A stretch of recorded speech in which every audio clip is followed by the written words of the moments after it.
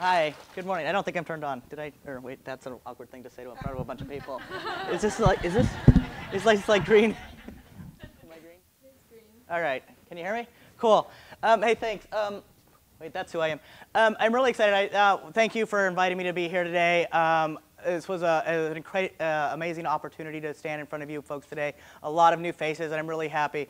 I wanted to come into Lady Gaga for a couple reasons. Ellen DeGeneres was one of my role models growing up, and she gets to start every show with a song. But also because when we're why am I going backwards? Yeah, there we go. That's me. Hey, if you want to live tweet about this, that'd be really awesome. And for those of you that got a card or whatever that's on there too for @LouWeaver. But Lady Gaga says that I want your ugly, I want your disease, I want your everything as long as it's free.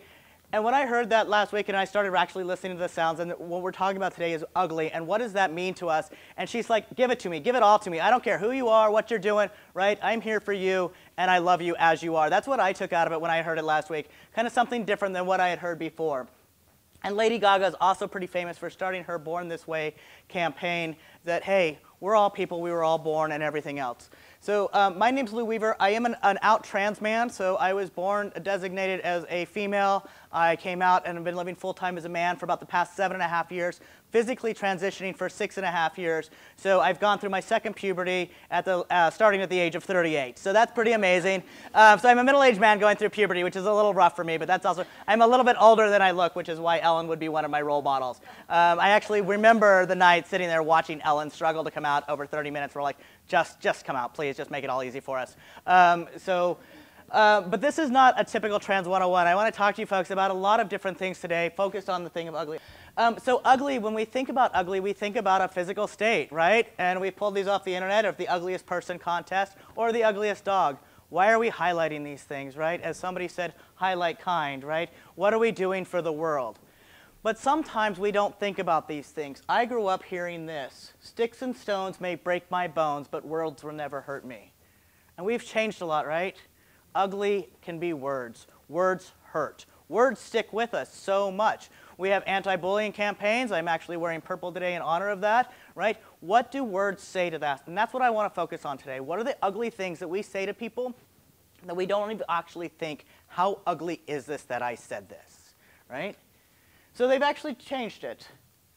Sticks and stones may break my bones, but words can also hurt me. Sticks and stones break only skin, while words are ghosts that haunt me.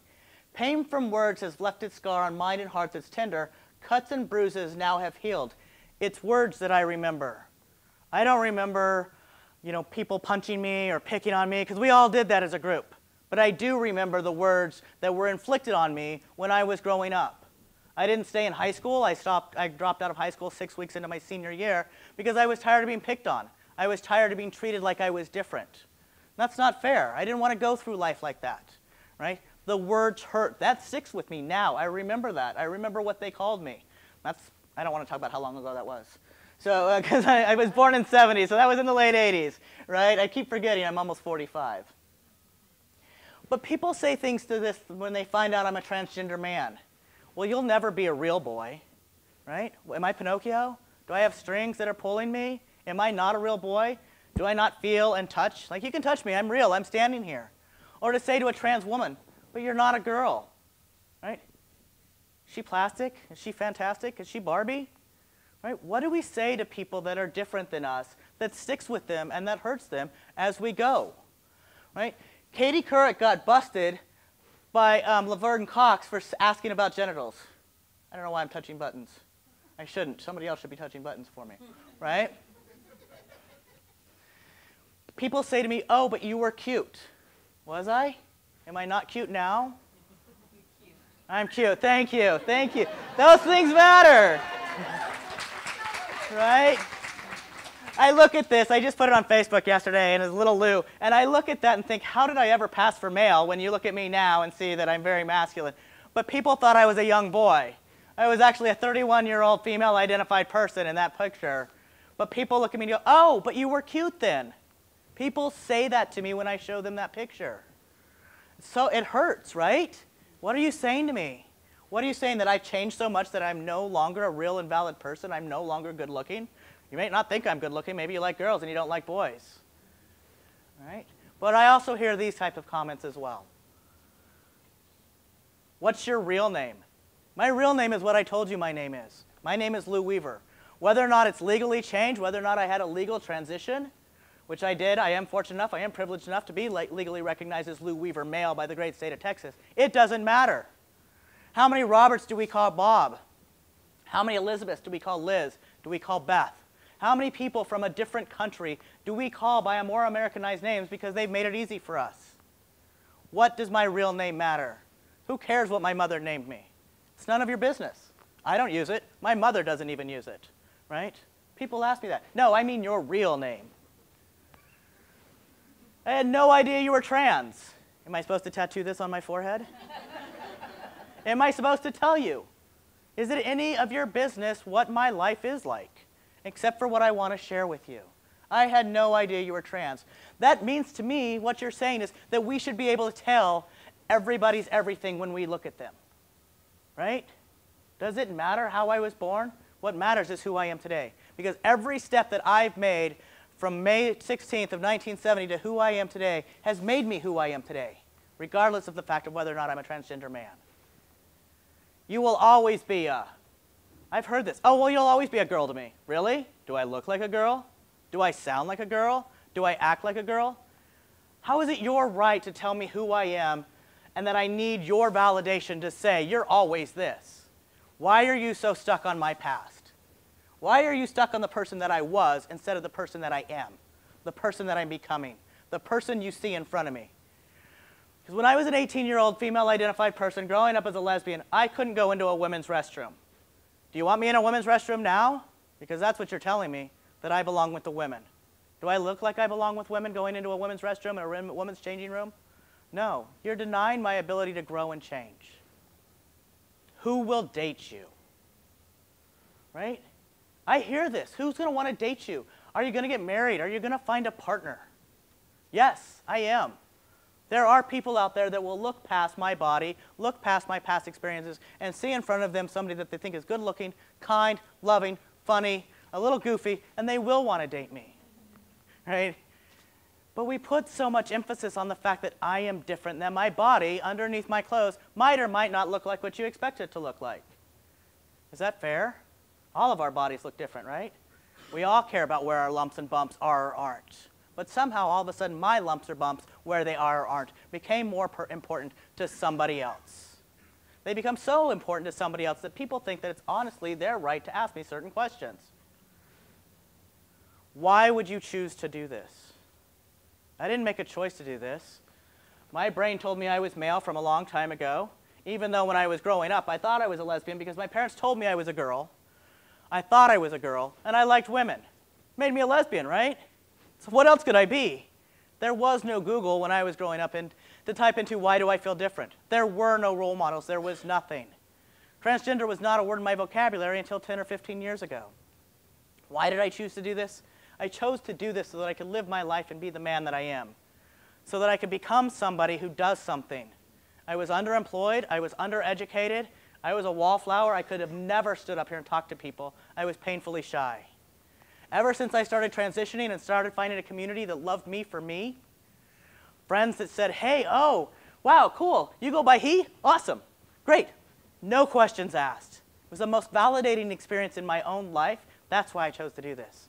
I chose to do this because I can be real and I can be honest with people about who I am and what I do. I don't lie about being a trans man because I'm not that smart and I would get tripped up over a lie, but nobody cares. I have so many amazing friends that uphold me and lift me up for whoever I am, because I am a nice person, for the most part. I have my moments, right? But I also get to stand in front of a bunch of people and have some amazing conversations about people that are different, because I bet you a lot of you people have never actually got to interact with a trans person before. I say trans because I'm lazy, transgender, gender nonconforming, gender creative, whatever the word may be. Because they say about 78% of the population knows an out gay or lesbian person, but only about 7% of the population knows an out transgender person, right? And if we do know somebody who's out and trans, are we being open and honest with them? Are we having conversations with them? Or are we like, oh my gosh, I don't know what to do. I don't know how to interact with them, so I'm not even going to have a conversation with them, right? My step-cousin said that, actually. She's like, I didn't even realize like I should be talking to him. I thought, oh, if he wants to tell me, I'll wait till he tells me. So she couldn't even interact with me as a normal human being, right? Having a normal conversation. Why would I choose to do this? Because it is my life, right? I want to wake up and go about my life and be comfortable every day. And I am now. I wasn't before. I was fortunate enough to have in my world what's called top surgery. In your world, it's called a double mastectomy. About 4.5 years ago, and that made me the happiest person in the world. It was painful. It sucked. 6 weeks on my back. I have scars that go from here to here. I had to go all the way to San Antonio, leave the 4th largest city in the United States, one of the largest cities in Texas, drive 3 hours to San Antonio, pay over $7,000 out of my own pocket to have this done, but it made me happy. It made me comfortable. It made my shirts fit the way my shirts are supposed to fit. It made my tie, if I choose to wear a tie, lie flat down my chest like it's supposed to. Because in the past, I would honestly think in my head, I really hope somebody thinks I'm fat. Because where my lumps and bumps are is somebody staring at me because I'm different, right? Now I don't have to worry about that. I'm so comfortable in my own skin. I chose this to do this because it makes me who I am today. Whoops, sorry. I can't push my... Yeah, Casey. Who invited you? Why am I... I must have pushed it too many times. Oh, when will you be finished? Well, whatever. There's a sign in there that says, when will you be finished? There is no start line. There is no finish line.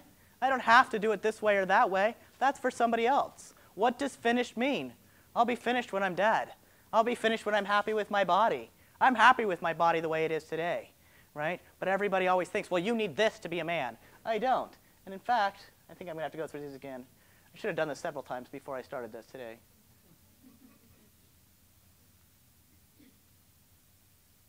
Have you had the surgery? Do you know how often I get asked that?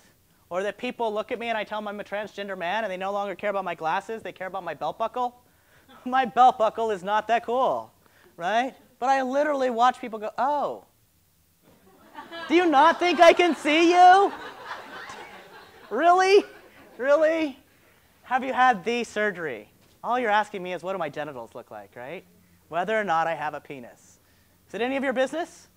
Well, if you're my doctor and it hurts when I urinate, or if you're asking me out for a cocktail, then yeah, it might be your business, right?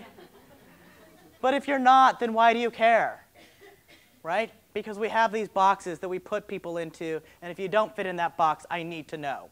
No, you don't need to know.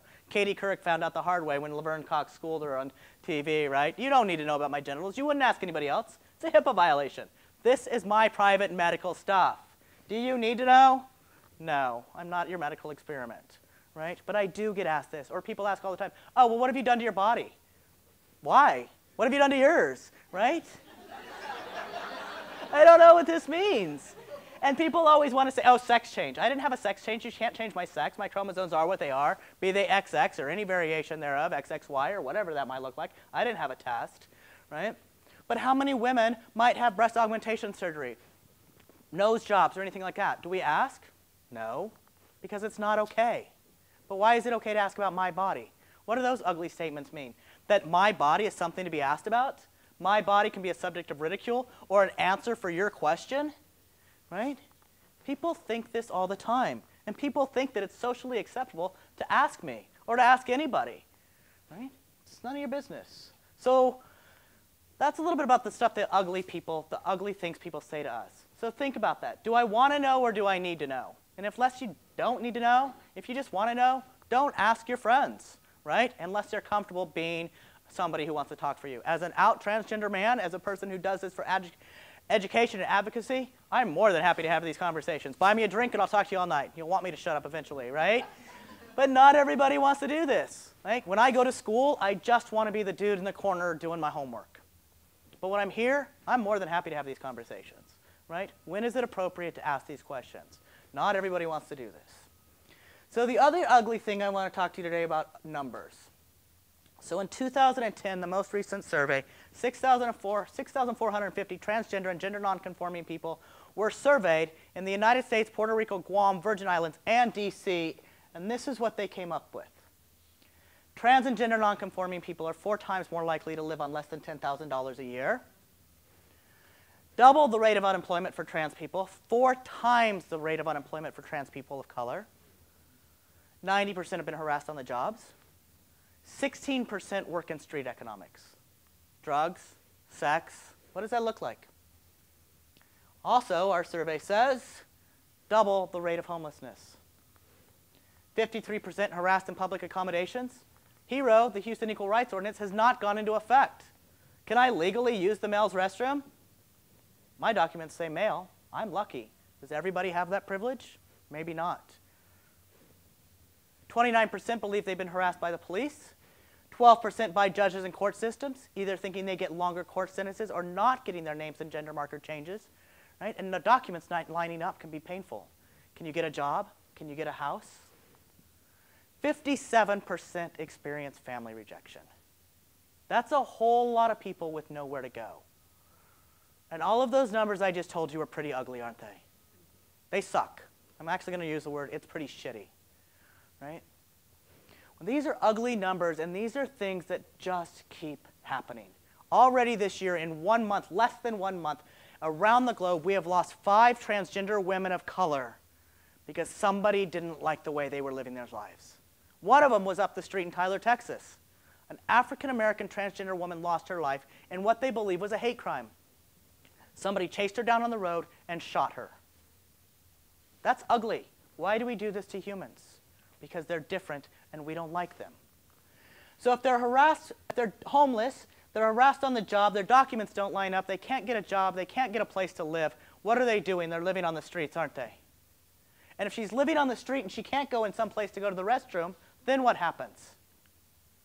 Is she getting a ticket for urinating in public? Maybe. Does she have a place to spend the night? Maybe not. Do you think she goes to a homeless shelter? No, because they won't take her. Homeless shelters can deny access to transgender individuals just based on the fact that they're trans. And most of our homeless shelters are ran by people with religious affiliations. It's so hard here in Houston to find some place to take these women. Or they can say, well, gee, that's great, Michael, but you have a penis and you're going to go sleep over there with the men. Is she safe? Is she going to stay? No, she's not a man, and that's not where she belongs. So she went right back out to that street. And if I was on the street, I'm going to acknowledge the fact that I live a very privileged life. I am perceived as a straight white man or a straight Hispanic man. When I leave here, I'm going to go home to my house, I'm going to have a roof over my head, hang out with my dog, and there's food in my refrigerator. That is a lot of privilege. These women don't have that type of privilege, and sometimes these men as well. So she's living on the streets. She's not going to a homeless shelter. And if I lived that type of reality, I would be drunk or stoned, I promise you. Because I wouldn't deal with the reality that I'm having to sell my body to eat, to drink, for a place to stay, for a shower, for clean clothes. And that's what she's doing. So she's going to get picked up for either drugs or prostitution, and she's going in the jail system. And then we have a revolving door program. Because when they get out, 57% experience family rejection. Does she have anywhere to go? No. This is our ugly reality of what's happened to the trans communities across the country. And if they go to jail, 9 times out of 10, unfortunately not right here in Harris County because we've worked to change their policy, but they're put in isolation. Punishment doesn't meet the crime for them. They are stuck in lockdown in a single room with access to the outside world, outside of jail, and that little room for 1 hour a day. No contact with anybody else, just because that's the only way jails and prisons can keep them safe. We have a thing called the Prison Rape Elimination Act. It's a national thing. PREA says separate your predators from your prey. These people did not go to jail because they skipped choir practice. A lot of them are predators. How do we keep them safe? It's an ugly reality that these women, unfortunately, are going back and forth. They go in there, they get out, and they go back in. I'm going to get this, I promise. As soon as I'm done, I'm going to figure it out.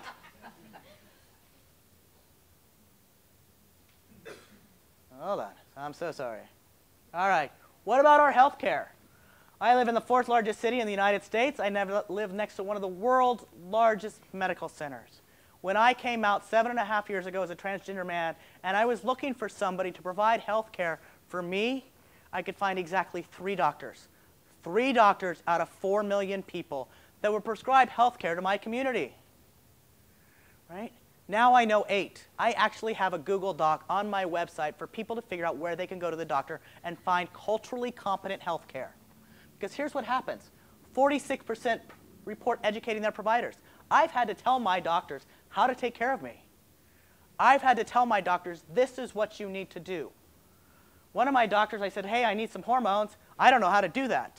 I can't. Oh, bless you. I said, okay, well, I don't want you prescribing me something you don't understand. Will you talk to my other doctor? Sure. So then she was able to write me a prescription, but I had to wait an extra 6 weeks. They don't know what they're doing. And I thought this was due to bias and due to hatred. It's due to ignorance. We are not giving our medical students any type of healthcare education around the LGBT community and mostly around the transgender community. They might get 4 hours. 3 of that is around the lesbian gay community, a little bit around the bisexual communities, and about 15 minutes. Oh yeah, there's this whole other trans community. Have a nice day. They have no concept.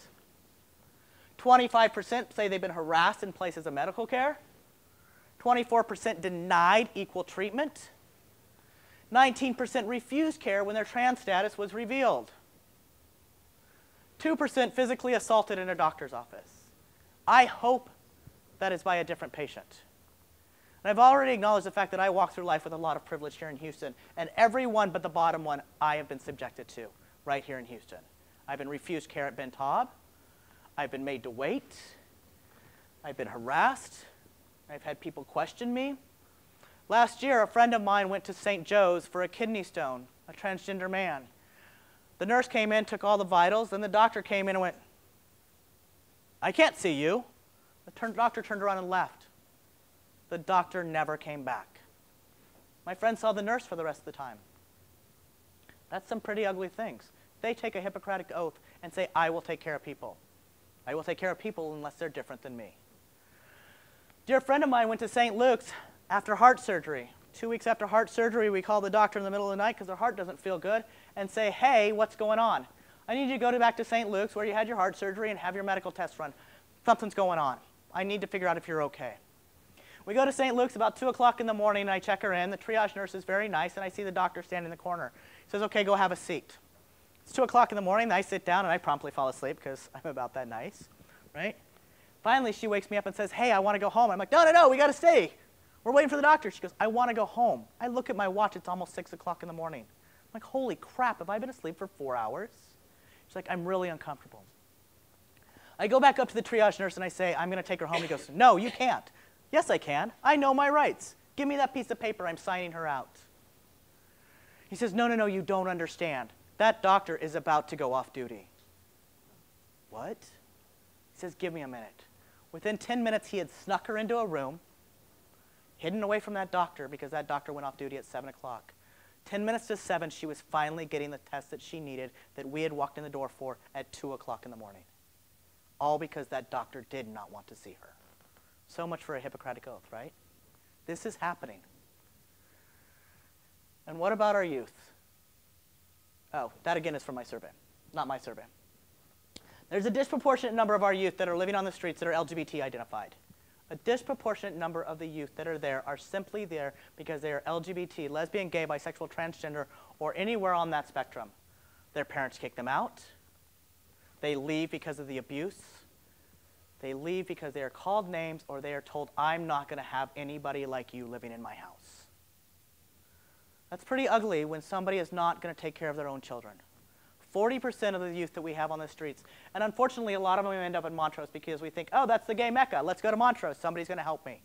There aren't any resources to help these youth. So they live there. And because the predators know that Montrose is a gay mecca for these kids, who do you think's there waiting for these youth? People that are scary, that should not be anywhere around our children. People that are there looking to exploit these young adults that are looking for a place to stay and some food. Survival sex goes on. Petty theft goes on. Now we have youth in the system, in juvenile hall, leading up into jail because they have no resources. We actually have a pilot program here in Houston and one in Cincinnati trying to figure out how to stop LGBT homelessness from happening and what to do when we get there. It's a really amazing thing. It's running through the Montrose Center. It's called NEST. And we are very lucky to have that going on. And what it's done is it's brought 28 different agencies together to figure out how do we stop this. This is an ugly reality for people.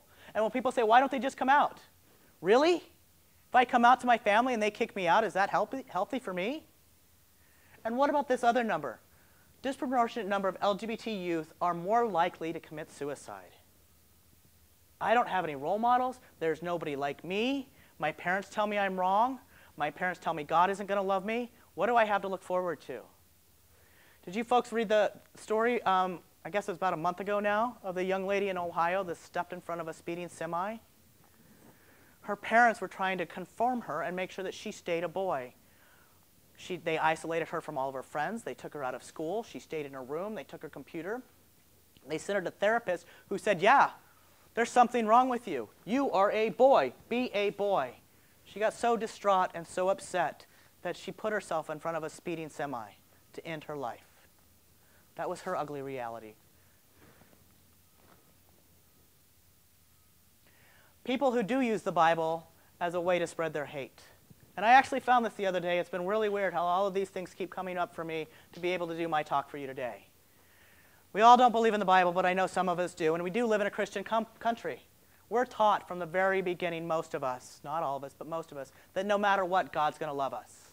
But people use Bible as a way to say, God doesn't love you, you are wrong. I had an argument, not an argument, I had a serious discussion the other night while I was teaching class at the jail about somebody told me that I was wrong.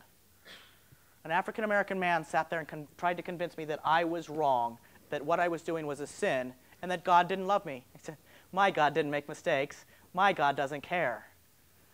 My God said, judge not, lest ye be judged. And my God, since I am claiming to be a Christian today, in 1 Timothy says, people who don't take care of their relatives, and especially their own families, have given up their faith. They are worse than someone who doesn't have faith in the Lord. Is that what we heard out of the hero opponents last year? If anybody was downtown, I know some faces in this room were there, with the Houston Area Black Pastors Coalition saying, the Bible says this. This is about religious freedom. Go read your Bible, friends, right? Catholics believe that everybody is God's children. They don't believe in being ugly, right? I have no idea where I'm at. I'm almost done. So we had no positive role models. When I was growing up, I saw Boys Don't Cry. Anybody else see Boys Don't Cry? Not something I thought, this is cool, I can do this. I'm like, oh shit, is that my reality? That was an ugly ending for Brandon Tina. He got no help from the law enforcement agencies, and he died at the hands of his friends. Soldier's Girl. Calpurnia Adams, this is based on a true story. Calpurnia Adams there was working as an entertainer. She was a transgender female. That's her boyfriend in the movie. That's who they portrayed. He died while he was in the military. One of his comrades took a baseball bat to him because the other people convinced the guy with the baseball bat that he was gay, and being gay in the military wasn't okay. He wasn't gay. He was in love with a woman. So now we've had Chaz Bono, Janet Mock, the awesome Laverne Cox, Jazz Jennings, and Kai Alums. And we have these people now. The Trans 100 from 2013, the Trans 100 from 2014. Things are changing. We're trying to make it so it's not so ugly out there, and people see us. People see our stories. People know that we're not ugly. We're just different. So some of you I handed a card to. Oh, there's my works cited. Some of you got a card. I have others. It's all about this quote for the day. Generally, by the time you are real, most of your hair has been loved off, and your eyes drop out, and you get loose in your joints and are very shabby. But these things don't matter at all, because once you are real, you can't be ugly, except to people who don't understand, right? People who don't understand try and convince us that we're ugly and we're different. We're not.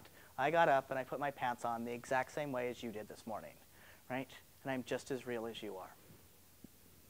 So thanks for being here. My name's Lou. I think I have time for some questions, right? Yes. All right. Don't be so quiet, because then I'm going to be socially awkward standing up here. Yes, ma'am. I had a question on the survey that you did. Okay. I see the numbers that came back. Is there a difference between people that are transgendering from Transitioning would be the word, okay? It's all right, we all make up words like transitioning or transgendering or transferring. So what she asked me was, is there a difference for numbers going from male to female or female to male? And actually the numbers are a little bit higher for people designated male at birth transitioning to female. So doctor sees penis, says male, no penis, says girl. So designated male at birth transitioning to female.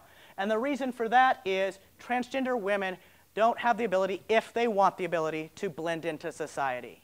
I blend into society, right? I am a 5'7" man. I can be considered short in some instances, but I live in Houston. There's a lot of other Hispanic men, Asian men. I'm kind of tall, right? I blend in. Testosterone's a powerful drug. I have a deep voice. I have a square jawline. I have big shoulders-ish, right? I'm a dude. But somebody who's gone through testosterone, through puberty once with testosterone, testosterone's a powerful drug. If they have a square jawline, broad shoulders, Adam's apple, deep voice, and they're 6'3" and they identify as a female, they stand out in our society. So trans women of color right now, so transgender women that are African American, Hispanic, or from other cultures in this country right here are the ones facing the most harassment. They are the ones scraping the bottom barrel of our society because they're taller, they stand out, they have broad features. So when people don't blend into society, probably some of us in this room remember the movie Crocodile Dundee, right? He had no problem, even though it was a movie and it's very staged, walking up and grabbing somebody's junk to make sure whether or not they were female. That was 30 years ago. We would hope nobody would do it today. But still, that thing, right? If we see somebody that's 6'3" and they're female, do we look at them? Of course we do. We just don't admit it. We look at their hands, their feet, their Adam's apple, and then their junk. Yes, we just don't talk about it, right? We want to know, why are you 6'3" and tall? Why as a female? So yeah, there is a difference on the numbers. What else? Yes? Hi, I'm a student from Rice, and we're setting up a career resource center right now. Cool. And I was wondering if you have any recommendations for resources that you really like that we can use and bring about on this. Yeah, I will give you a list. There's a lot of different websites that you can be looking at. PFLAG is changing. They're becoming a lot more trans-inclusive here in Houston. The Human Rights Campaign has a lot of stuff, the National Center for Transgender Equality, and there's a lot of books that are coming out now that you should have there so that people can see them. Because what we've also noticed is that youth, when they're hitting that early college age, that's a great time for them to start opening up and being who they are. Because now they're not at home underneath the roof of their parents, hearing all that ugly stuff. They're in more open environments, right? About the average age is somebody 27 or younger doesn't give a shit about any of this stuff. Pardon my language, right? But they don't care. 35 and older do care, because who grew up watching Glee? Who grew up with all of this stuff, right? It was a big deal to me to watch Roseanne Barr have some lesbian characters on there with Sandra Bernhardt, and then her mother came out, and then we had Will and Grace, and that's Jack, right? That was pretty cool. But people who saw that on a daily basis are a lot more open to seeing that than my age or older. So yeah, I'll get you some resources on my other card. Yes, sir. I would also just throw out the Family Acceptance Project out of San Francisco State University. Anybody who's working with young people, it takes a numbers-based sociologist approach to explaining why family acceptance has a dramatic impact on some of the numbers that we saw today. Thank you, Mr. Gorczynski. So we'll get you that information as well. Somebody else right here. Yes. Can you talk a little bit about Reaver Consulting? What do I do? I am a guy. I'm not a lawyer. I'm not a doctor. I'm just a guy who likes to talk a lot. So I didn't want to work for a living, so I just get paid to talk to people. It's pretty cool. I like to go into places, whether it's law enforcement, businesses, medical places, and talk to people about why this stuff is important. I have a whole different thing that I do that's kind of a Trans 101 to help break down what does all this language mean, what are we doing, right? Because like I said, this was not my normal conversation. This was a lot about what the ugly things are people say. But what does it mean to be transgender? What is the culturally transitioning, physically transitioning, and stuff like that. So I will talk to anybody that wants me to talk to them. That's what I do. Yes? What is the status of HERO right now? The status of HERO is, it is in court. So HERO, the Houston Equal Rights Ordinance, was voted on and passed May 28th of 14. But the Black Pastors Coalition and other people said that there wasn't okay, so they passed around petitions. whole legal mumbo jumbo. So basically, it's in the court deciding whether or not those petitions are valid. You can go to houequality.com and sign up and get reports. You can also follow the HOU Equality Twitter. We're tweeting live almost on a daily basis. I think they're seating the jury today. Jen? Seating the jury today?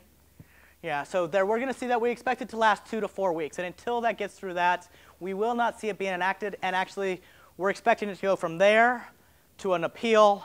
So it could be a long, drawn-out process, and it might or might not be on the ballot. We're hoping for the best, preparing for the worst, so we might see it on the ballot. And we're going to continue to see it being billed as a Sexual Predators Act, Men in Women's Restrooms Act, because that's how they win. That's their message. That's they fear-based mongering.